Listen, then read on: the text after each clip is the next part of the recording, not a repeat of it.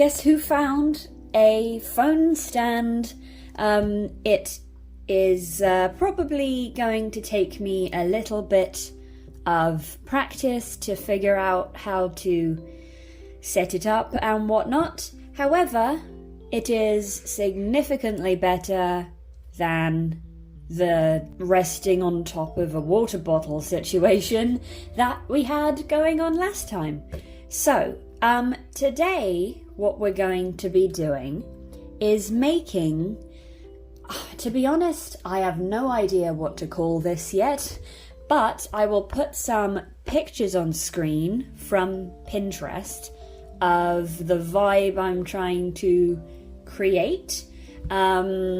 It's basically like, I've been referring to it as like a cloud table or a blob table, I don't know, but basically it's like a kind of asymmetrical rounded blob.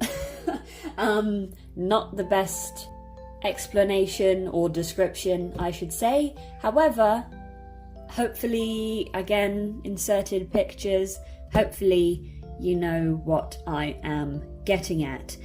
So, the first thing we need to do is, see, this is what I mean about learning how to use this camera. Anyway, here we have some paper. And what we're going to do is just use our reference pictures and sketch out the kind of shape that we are hoping for the actual tabletop. Now, because it's like a kind of wobbly, asymmetrical kind of cloud shape, it doesn't need to be super precise. I am kind of eyeballing the measurements based on the size of this notebook. So we're going to now draw our tabletop shape.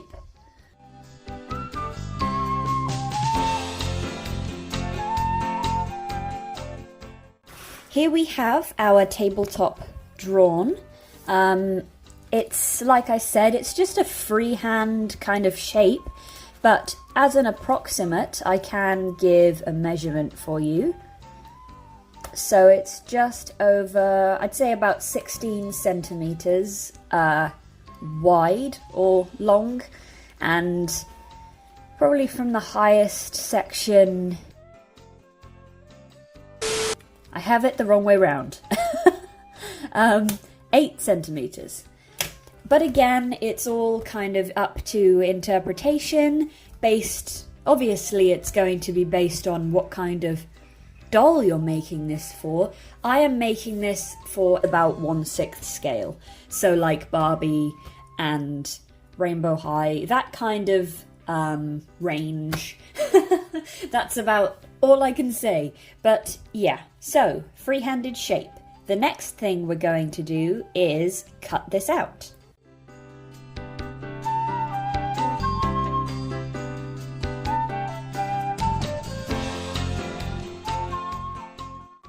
Okay, here we have our cut out tabletop piece. Like I said, it's all very freehand, and you know, the more kind of free you are with it, the more I think it helps with the vibe we're trying to create with this table. And yeah, you can make any edits that you like. It doesn't have to be this exact shape. This is just what we're going with today. And the next thing that I'm going to do with this is glue it onto some cardboard. Okay, here I have some leftover cardboard from packaging, and I try to save as much packaging, like cardboard, paperboard, plastic, as much of that as I can, so that I can recycle it in these kinds of crafts. So luckily I have plenty of this lying around, and what we're going to do is, I'm going to bend it just there so I can fit it in frame, and I'm going to glue this near the bottom. What I'm going to do is use a thin layer of just craft PVA glue. I think in the US that might translate as Elmer's glue. I've never used that, but I believe it's along the same lines. Possibly Mod Podge. And honestly, it would be pretty good if you had a glue stick, but I don't. Unfortunately, I am lacking in that department, so I'm just going to use a thin layer of this and stick this down.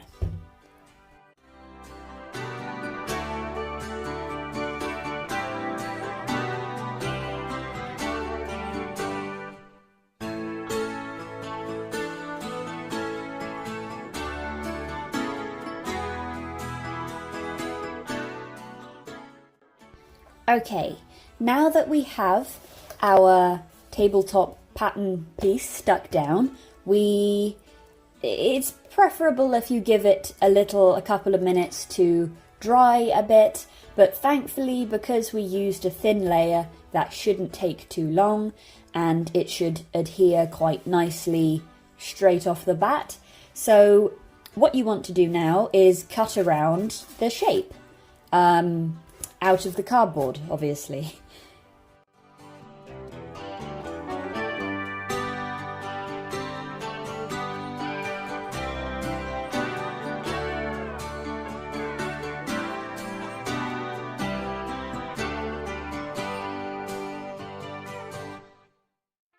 Okay, that was definitely not the most graceful thing in the world. However, I have cleaned it up off camera with some better scissors. And what I will say is I think I used too thick of a cardboard. But no worries, I have plenty of other options. So, here we have some thinner cardboard, and we're going to stick it down once again, just using the same technique, thin layer of this glue, and yeah, cut it out again.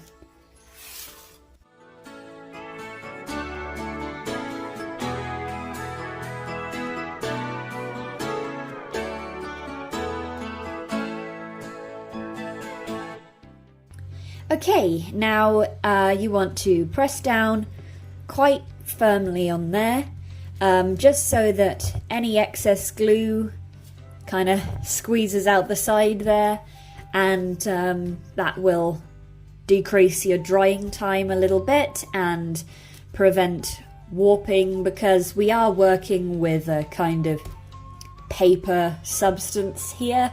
And yeah, so once that has dried a little bit, we are going to just repeat and cut around this again.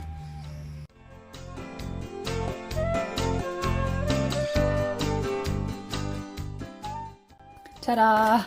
And then just repeat.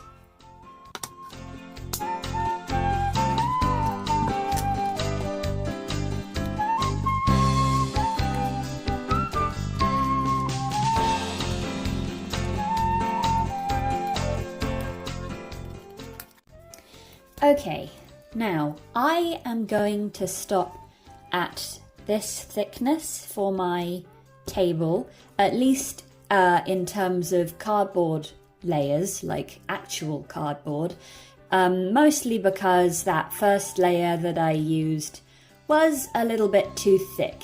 But what I am going to do is use some paperboard to cover the top, purely because paperboard is a lot thinner and a lot smoother, as in you can't see these ridges that you get with cardboard. So I'm just going to put a layer of that on top so that it will be easier to paint. Okay, this is the paperboard that I currently have at my disposal. Yes, it is a leftover Easter egg box and we're just going to cut into it. Now, I saved this because I really love the colour of the that blue that we have here. So I don't want to waste it because obviously we are going to be painting this table. So I'm going to use this back piece here that has all the ingredients and nutrition facts and all that, because it probably won't be useful for much else. And we're going to use this inside part as our tabletop surface. As you can see, it's nice and smooth, it's nice and thin. So yeah, we're just going to do the same thing and put a layer of this on top of our existing cardboard tabletop.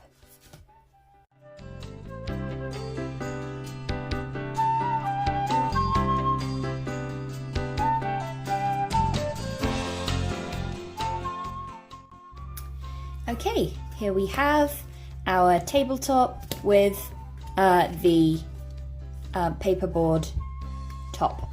As you can see, we have a little bit of warping going on.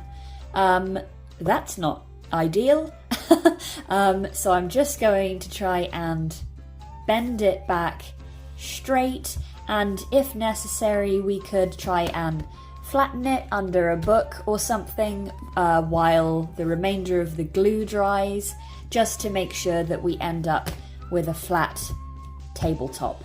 Apparently it can also help with warping if you paint the opposite side, so perhaps I'll have to try that if it continues to warp, but for right now, bending it back into shape seems to be working quite well.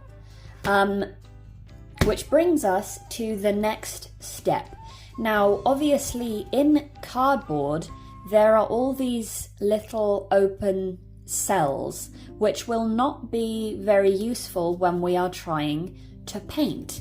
So what I'm going to do is use a thin strip of paperboard to go all around these edges. Now, obviously, because we have a lot of curves, we need to use quite a thin piece of paperboard, and so that it can curve around these edges instead of forming weird creased corners and stuff. And the way to make sure that your paperboard does this, I'm just going to use some as an example, is to just kind of move it around, break those bonds ahead of time, and just make sure that you can kind of curve it to the sorts of shapes that you want to make when you wrap it around your table. I hope that makes sense. And yeah, in order to get the measurement for this width, I could measure with a ruler, but what I'm going to do instead is place the edge on the flat side of the paperboard, like so. I hope this makes sense. And then just turn it and make a little mark just there. And that will give us an approximate thickness. It doesn't have to be super precise. This can be trimmed a bit once it's on, but just gonna kind of do that all the way around and cut out a nice long strip. Probably have to use 2 strips, and then I'll be back when I wrap it around the tabletop. Okay, now we have our strip of paperboard. I did I peeled off the coloured kind of top coat type thing on the paperboard just to make it a bit easier to work with, and I'm just running my fingernail along it, again just making sure that it is going to curve nicely. As you can see, it's doing that on its own now. And yeah, what we're going to do is place some glue along the edge, just that same glue from before, and we're just running a nice line of it across.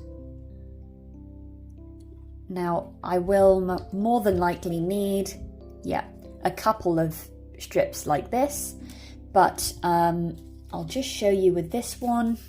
Just spread that glue out. This is just another old piece of cardboard. It works quite well for this. And, whoops, weird little piece of fabric there. And then we just attach our paperboard around the edge. Now you want it relatively flush with that tabletop piece of paperboard, and you're basically just boxing in the cardboard so that you can't see that texture that gives it away as cardboard. So we're just going to stick this all the way along the edge, and then of course we're going to need some more to cover this space, and I'll just use the same technique as I did with that first strip and cut myself a second piece. Okay, ta-da! We now have all of the edges covered with the paperboard strips, and as you can see, the warping has continued a bit. That's probably my own fault for not waiting long enough between layers for the glue to dry. But like I said, what we're going to try and do is basically flatten it under a book or something decently weighty, and we're just going to leave it until the glue has dried, and then hopefully it will have dried nice and flat. And yeah, so I'm going to find something heavy to place on top of this, and then I'm going to leave it and come back in a while.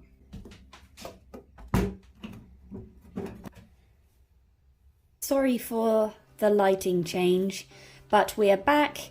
This seems to have dried quite nice and straight, and yeah, the next thing that we'll be working on is the legs of the table.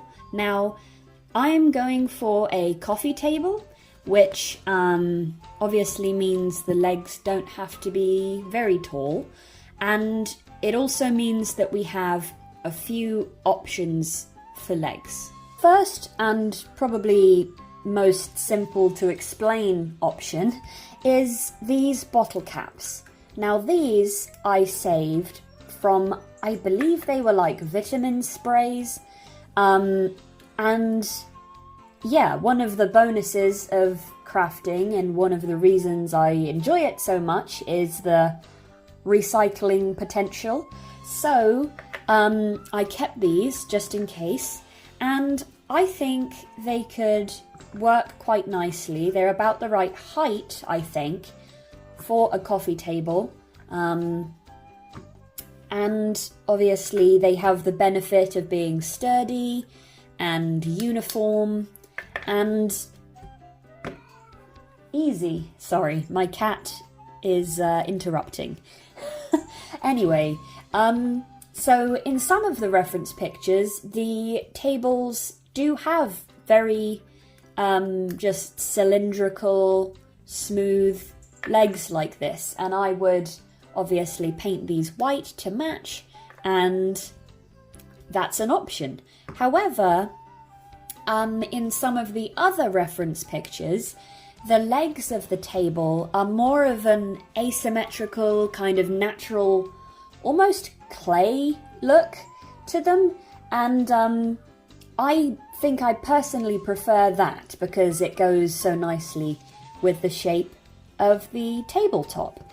So my options besides the bottle caps are, first of all, there's this foamy kind of polystyrene-y stuff. I kept this back from some packaging. I was thinking, because it's so pliable, could make for some nice, easy to form kind of organic shapes. However, I'm not entirely sure how well this will take paint, and additionally, I think the best way to secure the ends, this seam here, would be hot glue. And I currently am fresh out of hot glue sticks, so that is probably a no-go. Now, I also have these little things. These are offcuts from melamine sponges, or in other words, they're like off-branded Magic Eraser, I think the brand name is. And you can buy like bulk packs of unbranded melamine sponges for very cheap. Now, the perks of these types of sponges is that they are very densely packed. So I'm fairly sure that they could be kind of whittled into a fun shape that I could use as legs. And that is an option. I feel like it would look quite good. However, obviously the downside is these are not the most stable of legs. I'd be a bit concerned about things tipping off, and, you know, they're not the most stable option. So we're going to say that those are also out.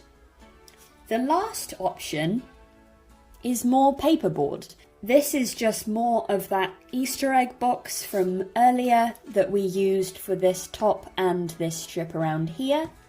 And again, I've just done the same thing to it, where I've manipulated it enough that it is more willing to bend into, you know, rounded shapes. Not perfectly, but it's okay. And basically, of course, you'll have to make sure that the width of this rectangle is about the height that you want the table to be. And we decided that these caps were a decent height kind of template. And as you can see, they're a very similar height. This is a little taller. And yeah, so what you would do with this is, as you can see, I've cut a little tab here, and you would just, again, manipulate it. You can be quite rough with it. Obviously, don't tear it, because that would be unfortunate. But you can manipulate it into whatever kind of asymmetrical, organic shape you want. And then you would glue this tab to the inside, like so. And then you've got a little paper tube. I actually found some double-sided tape which I used to secure my tabs, and this glue works fine. I have used that before plenty of times. However, this was the quickest way to secure it for now. We first need to get a strip of, again, it can be more paperboard, it can be cardboard. I just have some cardboard here, and what you want is basically a piece that's long enough to fit between or across the top of your tube, and then have two tabs going down either side. This can be messy, it'll be out of the way, and you shouldn't really have any reason to look at this part of your table. But basically, you just slot it inside like so.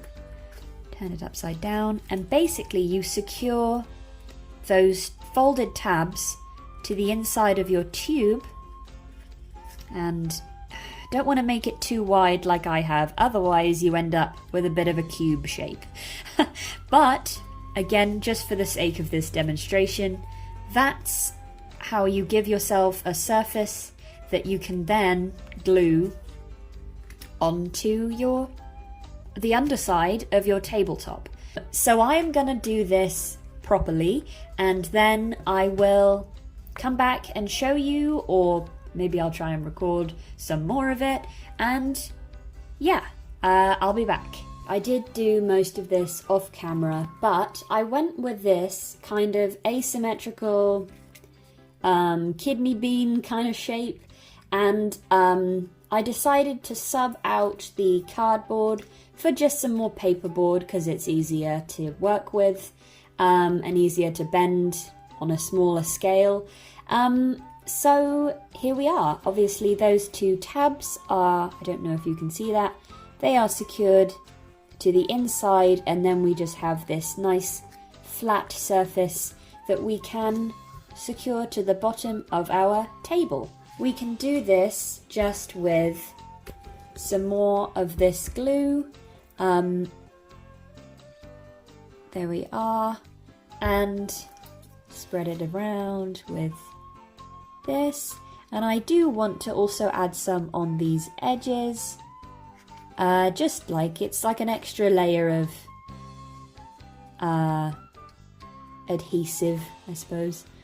And then we're just going to decide whereabouts we want our table leg. I'm going to say about there, and then just press down for a few seconds till you can let go, and then you just wait for it to dry, and obviously repeat for the other leg. And we're back.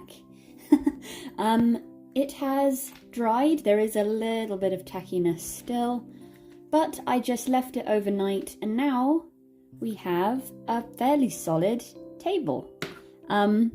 So the next step, since we have, you know, some cardboard peeking through and all the rest of it, the next step will be to paint it. I'm going to paint mine white, I think, or perhaps like a kind of ecru sort of cream colour, but I'll have to mix that up, so we shall see. But you can paint it any colour you like. I've seen a lot of the ones I've seen online kind of have a Danish pastel look to it, if you know what I mean. It's kind of like a lot of lavender and lilac and mint green kind of colours, but I think I'm going to go with the slightly more kind of neutral Scandi mix, and just go with white or cream.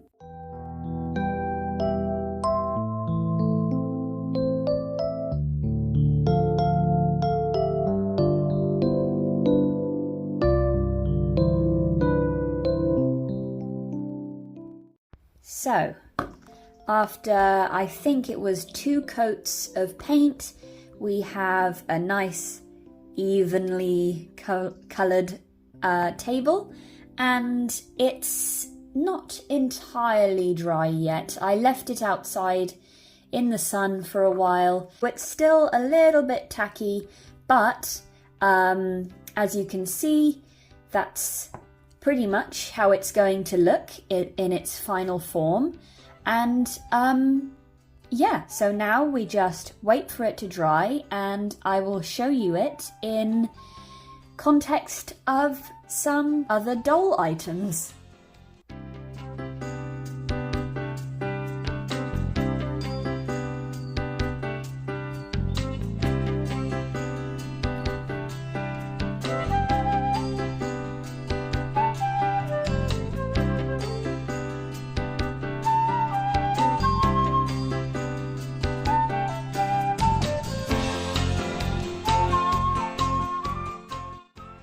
Okay, we are all done now. Thank you so much for watching. If you enjoyed this video, I would very much appreciate a like or maybe even a subscription, and I'll see you next time. Bye!